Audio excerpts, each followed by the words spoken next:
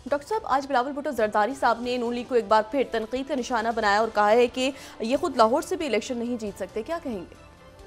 बड़ी शदीद तनकीद की है आज बिलावल भुट्टो जरदारी साहब ने मुस्लिम लीग नून की क़यादत पे, और मेरी उसके बाद जो है वो बात हुई दोनों जमातों के कुछ रहनुमाओं से। उससे पहले तो मुबारक हो, बैरिस्टर गौहर जो हैं वो चेयरमैन PTI मुंतखब हो गए। अब इससे कतई नज़र कि वो इलेक्शन कमीशन क्या करता है, आगे बल्ले का निशान, या वो जो अकबर बाबर साहब गए हैं वो क्या मामला जाता है, लेकिन बहरहाल ये एक मामला जो है ये बैरिस्टर गौहर साहब के हवाले से उनको मुबारकबाद हो। दूसरी जो बात है वो मेरी दोनों लोगों से आज बात हुई। मैंने कहा ये तो बड़ी सख्त है। मैंने कहा ज़रा चेक करूँ कि ये कोई मतलब ऐसे ही सतही सी एक दूसरे पे तनकीद की है हो रही है, या क्योंकि मुस्लिम लीग नून की तरफ से जो बात की गई वो भी मैं बताता हूँ, उनके रहनुमाओं के ज़हन में जो बात है। देखें, पाकिस्तान पीपल्स पार्टी की तरफ से ये बात जो है ये इंतहाई संजीदगी से की जा रही है। जो बिलावल भुट्टो जरदारी साहब की बात है वो संजीदा बात है सही। और ये संजीदा बात जो है वो इसलिए है कि पाकिस्तान पीपल्स पार्टी के पास हकीकतन बकौल उनके रहनुमाओं के और ये मैं यहाँ नाम नहीं लेना चाह रहा, सीनियर रहनुमा जो इस्लामाबाद में मौजूद है, वो ये कहते हैं कि जी मुस्लिम लीग नवाज़ के ने एक सर्वे करवाया है और उस सर्वे के मुताबिक मुस्लिम लीग नवाज़ की जो है वो पंजाब के अंदर लाहौर में सीट्स नहीं बन रही और इसीलिए वो मरी से उनकी क़यादत खड़ी होगी। अच्छा, ये बात जो है ये मुझे तो इतना नहीं पता कि लाहौर की सीटें जो हैं वो उन पे कौन कहाँ से खड़ा होगा, या अभी तक ऐलान भी नहीं हुआ, ऐसी कोई बात तो नहीं सामने आई। फिर मैंने उसके बाद एक दो लोगों से मैंने बात, उन्होंने कहा नहीं ये ढूंढ रहे हैं सीटें और ये इनको सीटें कि कौन सी सीटें पक्की सीटें हो जहाँ से ही खड़े हों, तो ये इन्होंने क़यादत की बात सही। फिर मैंने मुस्लिम लीग नवाज़ के रहनुमाओं से रब्ता किया। मैंने कहा जी ये क्या बात पाकिस्तान पीपल्स पार्टी कर रही, तो उन्होंने फिर तमस्खुर जवाब दिया। उन्होंने कहा मसला ये कि इनके मामला क्योंकि तय नहीं हुए, हमारे तय हो चुके हैं, तो हमें तो मैंने कहा जी तय तो हो चुके हैं, यही तो इल्ज़ाम लगा रहे हैं आप पे। उन्होंने कहा इल्ज़ाम, अच्छा मैंने फिर बिलावल भुट्टो जरदारी साहब की तक जो गुफ्तगू थी उसको दूसरा हिस्सा बताया कि जी अगर आपके हक़ में हवा चल रही है तो फिर लोगों को तो आपके पास आना चाहिए। ये बिलावल भुट्टो जरदारी साहब ने ये भी बात की है ना कि अगर हवा आपके हक़ में चल रही है तो फिर भी आपके पास लोग क्यों नहीं आ रहे। तो इसके ऊपर जो है उन्होंने कहा कि ये अच्छा मुस्लिम लीग नून इस वक्त जो है ना ख़ास एक वो देखें उनकी जीत सामने उनको नज़र आ रही है ना, तो इस पर अब वो कहते हैं यार मसला ये डॉक्टर साहब सीधी सीधी बात है, ये बस हमने जीतना है तो हमने जीतना है, लेकिन इसके लिए हमें कुछ ज़्यादा कुछ करने की ज़रूरत नहीं है और हमें इतनी सीटें मिलेंगी। तो मैंने कहा बाहर निकलेंगी तो मिलेंगी, यही तो बिलावल कह रहे हैं कि आपको मिलेंगी सीटें, तो कुछ तो मतलब तो कह रहे हैं नहीं बस मिलेंगी सीटें और थोड़ा मतलब है कि बस हमारे मामला तय हैं। तो ये करके मुस्लिम लीग उनके लोग जाहिर है कि वो उनकी कंटिन्यूटी है। वो तो ये भी कहते हैं ना कि हमारी जो केयर टेकर है, आप देखें केयर टेकर कैबिनेट के बारे में कोई मीडिया में बात नहीं कर सकता। CP बाबा तो वो केयर टेकर कैबिनेट है, वो बिल्कुल PDM में फिर भी हो सकती थी, यहाँ तो बिल्कुल ही कोई बिल्कुल आप समझे कि उन्होंने ऐसे रखा हुआ है ये केयर टेकर कैबिनेट ने भी अपने आप को कि इनके बारे में कोई थोड़ी सी बात ज़रा सी भी ऊंची नहीं, मीडिया में इजाज़त ही नहीं है, बिल्कुल होता है ना बस तो यही ये है और फिर आगे कंटिन्यू कर जाएंगे। तो इतनी देर में वो लोग भूल जाएंगे PDM में क्या हुआ था, मतलब क्योंकि ये अच्छे चलते चलते आगे इलेक्शन में चले जाएंगे, या फिर ये कि इनमें से कुछ लोग ऐसे हैं जो ये भी चाह रहे हैं कि मरकज़ में आ जाएं या इधर उधर सूबों से, तो वो भी एक चल रहा है मामला। दोस्त साहब में तो मैं कोई बात नाम नहीं लेना चाह रहा, लेकिन ये कि बड़ी इंटरेस्टिंग गुफ्तगू इस वक्त हो रही है दोनों पार्टियों के दरमियान। तो देखते हैं कि अभी आगे किस तरह से होता है, क्योंकि जलसे और ये चीज़ें तो फिर ज़रूरी होंगी ना करना, क्योंकि उसके बगैर तो फिर बड़ा अजीब सा मामला लगेगा कि क्योंकि देखें पाकिस्तान पीपल्स पार्टी के मामला तय हो गए थे 2007 में, लेकिन उसके बावजूद जो बेनज़ीर भुट्टो साहब वो वापस आई थी तो उन्होंने बहुत बड़े इज्तिमा से खिताब करना शुरू किया था। अगर आप कराची में उनका इस्तकबाल देखें जिसमें साना पेश आया था कारसाज वाला, ये उसके बाद भी तो वो जो है ना वो आपको अगर मामला कहीं तय हो भी गए हैं तो भी आपको पब्लिक में निकल के, मैंने उनको मशवरा दिया, हम तो मशवरा दे सकते हैं ना भी ताकि थोड़ा सा तो भरम रह जाए इलेक्शंस का, तो वो अवाम उनके साथ, यानी जब उनकी शहादत हुई है तो भी बेनज़ीर भुट्टो साहब जलसे में थी और वो जलसे में लोग थे, और उसके बाद जब वो निकली तो कारकुन साथ भाग रहे थे। मतलब वो इससे कतई नज़र कि वो इलेक्शंस में जीतती ना जीतती, क्या नतीजा आता आगे इलेक्शंस का, लेकिन वो वापस आके अवाम में चली गई थी। अच्छा, इसी बात पे उनको सिक्योरिटी की जो है वो बात उस ज़माने में हुई थी कि जी आप लोगों में ना जाएं, जलसों से दूर रहें, आपको सिक्योरिटी थ्रेट्स तो उन्होंने नज़रअंदाज किया। लेकिन यहाँ तो मसला ये है कि यहाँ तो थोड़ा सा तो अब वो जाहिर है कि सिक्योरिटी वगैरह के इंतजाम बेहतर होते हैं। तो देखिए कि अब इंतखाबी, लेकिन इंतखाबी मुहिम से पहले ही तासुर नहीं है, और ये इसलिए है कि कह रहे हैं वो बात कह रहे हैं ना, चूँकि ख़ुद कह रहे हैं उनके रहनुमा।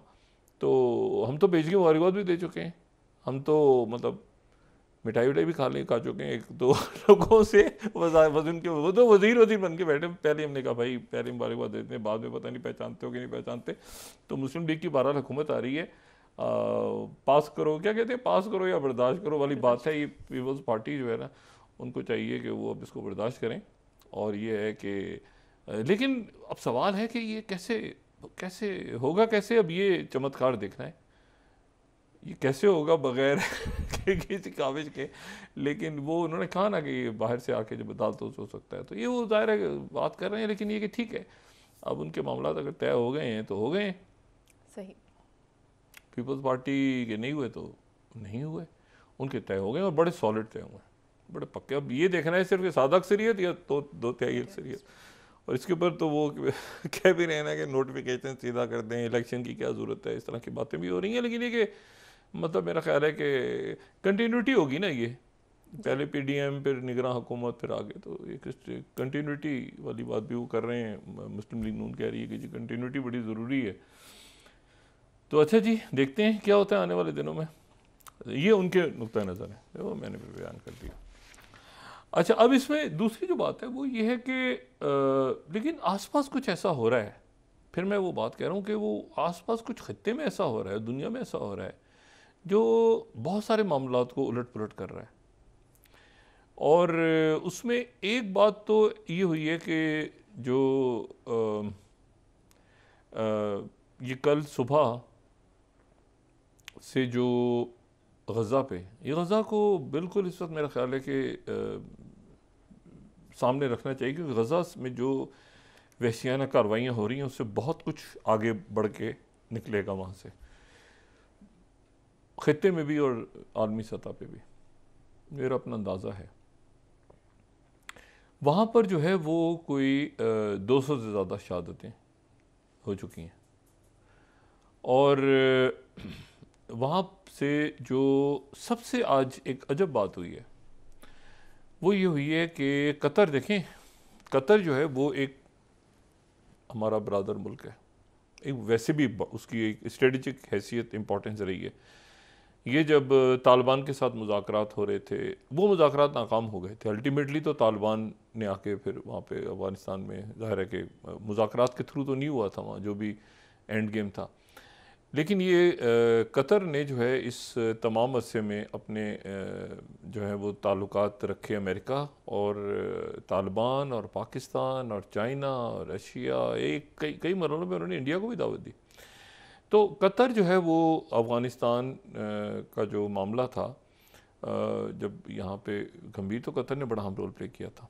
अब कतर ने अपने ताल्लुकात, क्योंकि कहीं तो आपको बैठ के बात करनी है ना, अगर मुज़ाकरात की तरफ जाना है, तो कतर में हमास के रहनुमा भी और साथ ही सेंटकॉम और अमेरिकन सेंटकॉम, और साथ ही कतर की अपनी एक हैसियत, क्योंकि उनका सऊदी अरेबिया के साथ भी तनाज़े ख़त्म, अब तो वो अरब लीग के अंदर बड़े फ़ाल हैं और जीसीसी में बड़े फ़ाल हैं और ओआईसी में बड़े फ़ाल हैं। तो कतर में ये सारे मुज़ाकरात हो रहे थे, जहाँ विलियम बर्न्स भी आ रहे थे और जो इजिप्शियन इंटेलिजेंस चीफ भी आ रहे थे और मोसाद के सरबरा भी आ रहे थे। तो सारे लोग और दीगर ममालिक के जो रहनुमा थे वो भी कतर आ रहे थे और कतर में मुलाकातें हो रही थी।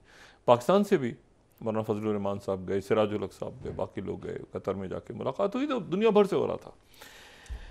लेकिन आज कुछ देर पहले ये हुआ है कि कतर में झगड़ा हुआ है, यानी झगड़े से मुराद ये कि तल्ख कलामी ग़ालिबन हुई है।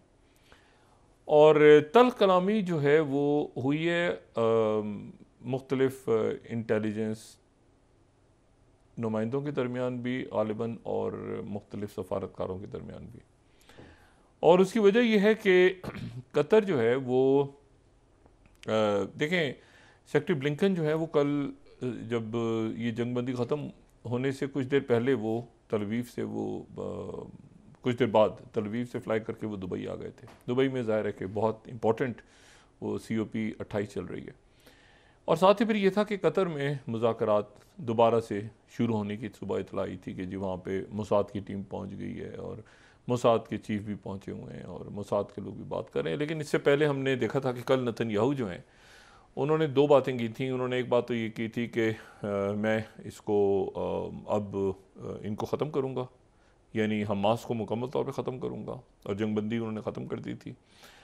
और साथ ही उन्होंने कहा था कि दुनिया भर में मैं हमास के लीडर्स को निशाना बनाऊंगा। हम मोसाद को ऑर्डर दे दिए कि वो कत्ल करेंगे। अच्छा, इसके ऊपर जो सेक्रेटरी ब्लिंकन है उन्होंने कहा था कि हमने ये कहा है कि जी साउथ में, क्योंकि साउथ में रफ़ा क्रॉसिंग है, रफ़ा क्रॉसिंग हर एक को पता है, अब ज़ाहिर है रफ़ा वो इलाका है जहाँ से मिस्र से इमदाद जाती है, तो वहाँ पर अटैक नहीं करेंगे। इसराइल ने हमें कहा है कि वहाँ अटैक नहीं करेंगे। इसराइल ने सबसे ज़्यादा अटैक्स ही वहाँ पे किए हैं, और वो खान यूनस के इलाके में, खान यूनस पे भी और रफ़ा में भी, और वो इमदादी सामान जहाँ से जा रहा था वहाँ पर भी ट्रकों को आग लगी हुई है और वो इमदादी सामान भी बंद कर दिया। नहीं, अब वो मुकम्मल तौर पे गज़ा को एक तरह से ख़त्म करने जा रहे हैं। मुझे नहीं पता वहाँ इस वक्त क्या आबादी है, वहाँ पे 20 लाख लोग हैं या 18 लाख लोग बचे हैं या क्या सूरत हाल है, लेकिन ये कि वहाँ पे वो एक बिल्कुल अब समझें कि इस वक्त आग भड़क रही है। लेकिन कतर में जो हुआ है वो था ना मुज़ाकरात के दरमियान जो और लाइन कट गई, कौसर नियाज़ी साहब की किताब भी थी। तो ये कतर में ऐसा लगता है कि जैसे जो मैंने भी पता किया इसके आने के बाद, कतर में ज़ाहिर है दुनिया भर का मीडिया है और कतर को हम उस ज़माने से फॉलो कर रहा हूँ मैं, तो कम से कम जबकि उसामा बिन लादेन की टेपें अल जज़ीरा को वो जो बड़ी VHS टेपें मिलती थी तो बड़ा एक लोगों में था। वो भी कभी कहानी बयान करूँगा कि क्या था, वो कैसे टेपें जाती थी, वो भी एक बड़ा किस्सा है।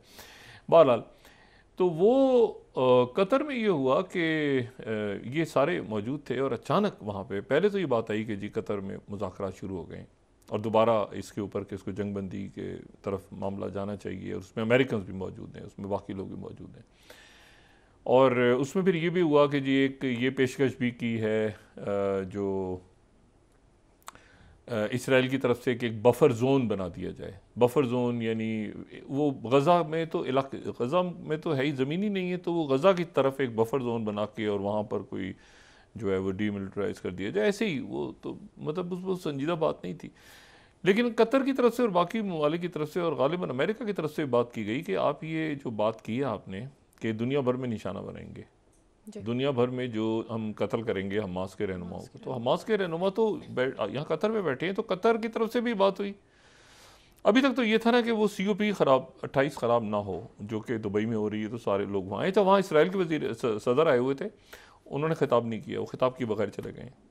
ठीक है, उनकी मुख्तलिफ मुलाकातें वगैरह हुई हैं, लेकिन इसराइल के सदर उन्होंने तस्वीरों से उतरवा के वो खिताब की बगैर चले गए, क्योंकि वहाँ पे जो जनूबी अफ्रीका के रामाफोसा जो वहाँ के सदर हैं और तैयब एर्दोगन तुर्की के, उन्होंने तो ये कहा बहुत खुल के, एक तो तकरीब के शुरू में ही खामोशी इख्तियार की गई सोग में गज़ा के शोहदा के, और फिर उसके बाद उन्होंने कहा कि ये जो मतलब है कि ये तो जंगी जराइम के अंदर हम लेके जाएंगे इसराइल को, बतौर जंगी जराइम में, और इनको बैनुल अक़वामी अदालत में लेके जाएंगे। तो इसराइल के सदर वहाँ आए, उन तकरीर के बगैर चले गए।